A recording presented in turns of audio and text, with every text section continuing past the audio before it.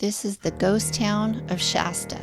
It's now referred to as Old Shasta. It's located in Northern California. What happened to this town? A booming population of 10,000 people became a ghost town in 50 years. What changed? Its origins date back to 1843, but Native Americans inhabited the land in California for about 10,000 years prior to 1542. California was home to nearly 500 indigenous tribes.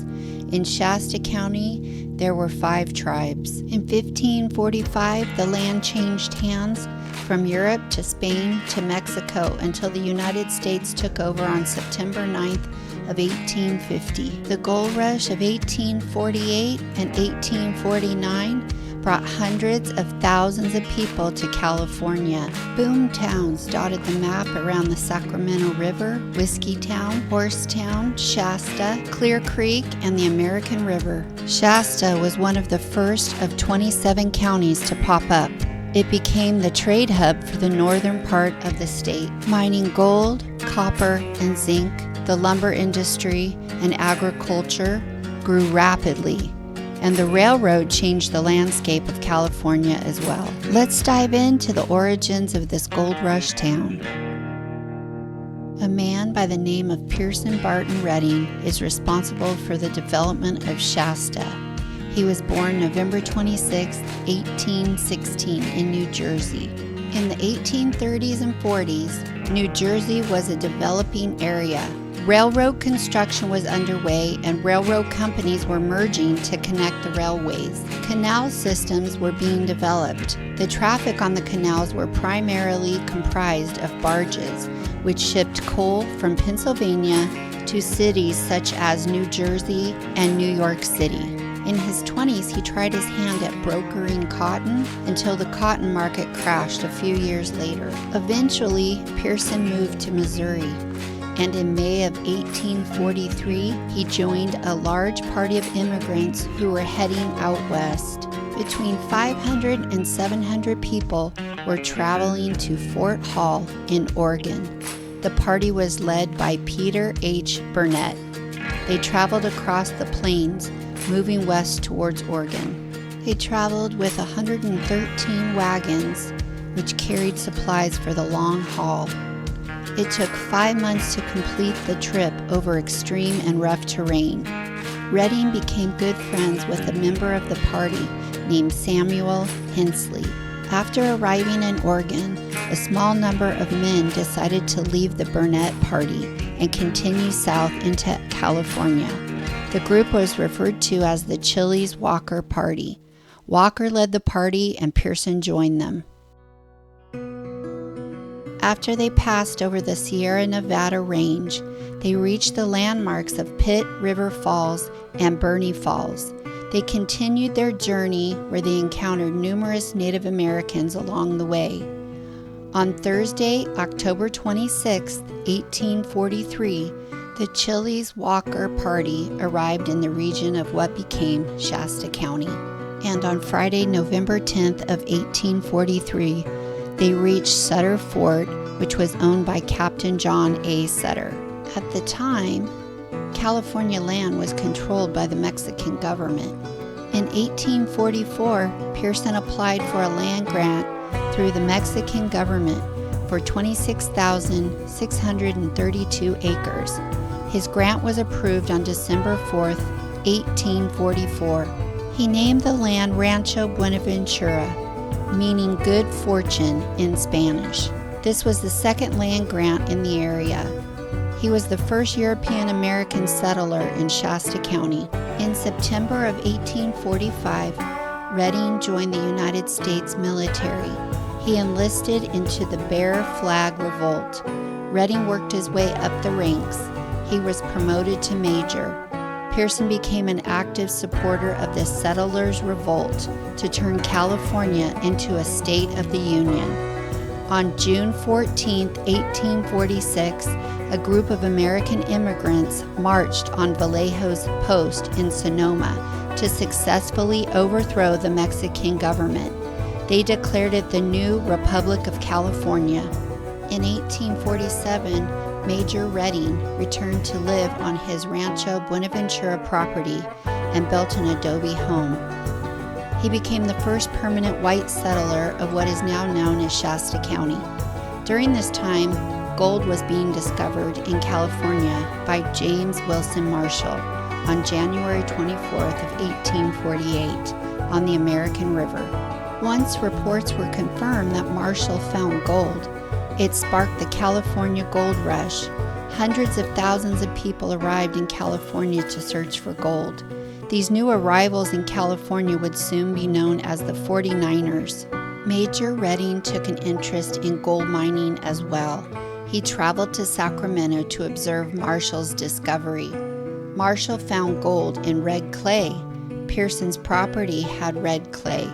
So on March 18, 1848, with the help of the Wintu tribe of Native Americans, Major Pierson B. Redding discovered gold in Clear Creek at what was known as Redding's Bar. This was the second gold discovery in California. Miners soon descended upon Rancho Buenaventura in search of gold while squatting on Pierson's property. Place mining erupted along Clear Creek. Tent communities popped up everywhere. These were the earliest known communities. Redding felt as though his claim on Clear Creek became too populated, so he moved out to Redding Springs, which later was named Shasta. Major Redding led a prosperous life in California. His Rancho Buenaventura property contained 210 horses, 10 mules, 15 cows, and 30 oxen.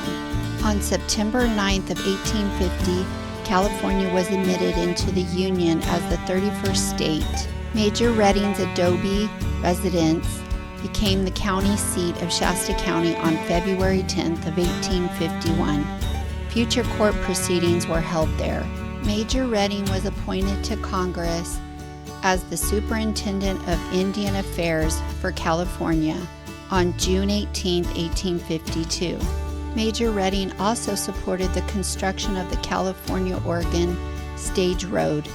December 20th, 1855, Redding traveled to Washington, D.C. to check on the legality of his land grant. During this time, he met Euphane Wallace Washington. Fanny was her nickname. She was born in September of 1831 to Anna Matilda Lee Washington and Dr. Bailey Washington III. She was related to George Washington. In January of 1856, the Supreme Court of the United States approved the ownership of his land. The patent was signed by President Franklin Pierce. He also set a wedding date with Fanny. In March of 1856, they were married in Washington, D.C. April 20th, 1856, Mr. and Mrs. Redding departed New York to return to California. The couple reached San Francisco in early May of 1856. They stayed in the city for a couple of weeks and resumed their journey to Shasta County on May 20th, 1856. Fanny and Pierson had 6 children between the years of 1857 and 1865. Shasta was thriving. Merchants made their way to the area. The miners used panning and dry washing to extract gold from riverbeds and creeks. When the deposits began to diminish, the miners turned to hard rock. Quartz mining led to numerous mines opening. For decades, this produced large amounts of gold. Others mined for silver, zinc, and copper. Traders, merchants, blacksmiths, barbers, bar and saloon owners, hotel owners made their way to the area to prosper. The town was filled with tradesmen. Until 1851, horses and mules were used to bring supplies to this isolated town. Finally, a road was built to bring supplies in. It became a supply center. It was common for 100 freight teams to pass through in one day.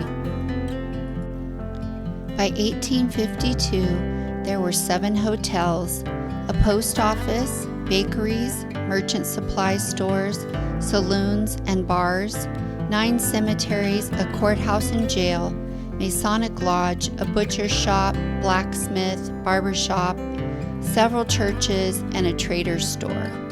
Shasta was located on a main trail at this point, which led from the west coast inland.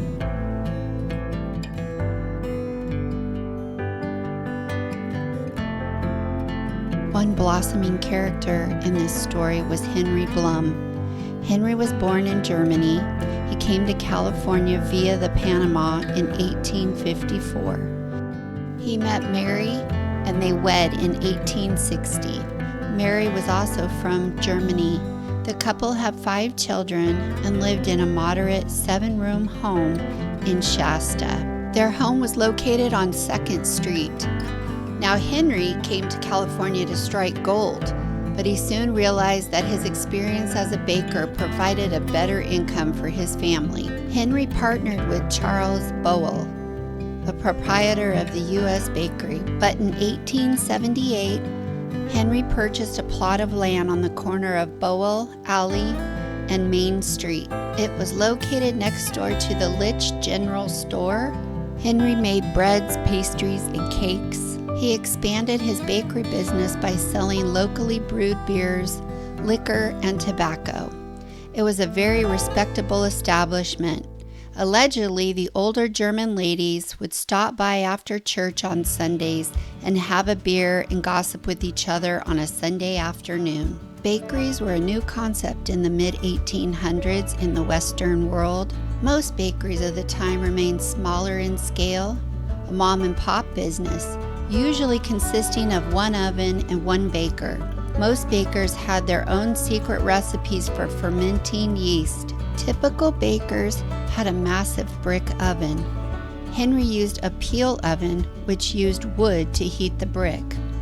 Firing the oven took place early in the morning, and he used manzanita wood. He charged 3 cents a loaf back then. Even when the town dwindled in the 1880s, Henry stayed open until 1918. Henry closed up shop when he had a stroke in 1918. He passed away 6 years later at the age of 89. He was the last remaining business in the town of Shasta. He was buried in the local cemetery. Peter Hoff's butcher shop stood on this site. It was a wood frame building built in 1855. The business was known for a while as the City Meat Market. It was destroyed by a fire in 1878. The cavity in the hillside was a cold storage room. Snow was brought down from the mountain and used to keep the meats cool. Each year after the first frost, the 10-foot by 14-foot dugout was used as a smokehouse for a month or so. Frank Litch was one of the businessmen of Shasta. He was born in Germany in 1835. He was educated in Germany. He learned the trade of baker, and at 18 years of age, he came to the United States of America. He spent 1 year as a baker and clerk in Missouri. The following year, he moved west to California in pursuit of gold. After landing in San Francisco, he went north to Shasta County, where for 3 years he was engaged in mining at Lower Springs without much success. His largest find in one day was $40. He moved further west to Shasta. He was a bartender for his brother Charles for 3 years. In 1863, he started a store on his own. He married in 1863 and had 4 children. Shasta wasn't always rainbows and butterflies. Allegedly, Shasta became infamous for its lawless ways. There was an increase of violence with the explosion of settlers, miners, and traders. They didn't call it the Wild Wild West for nothing.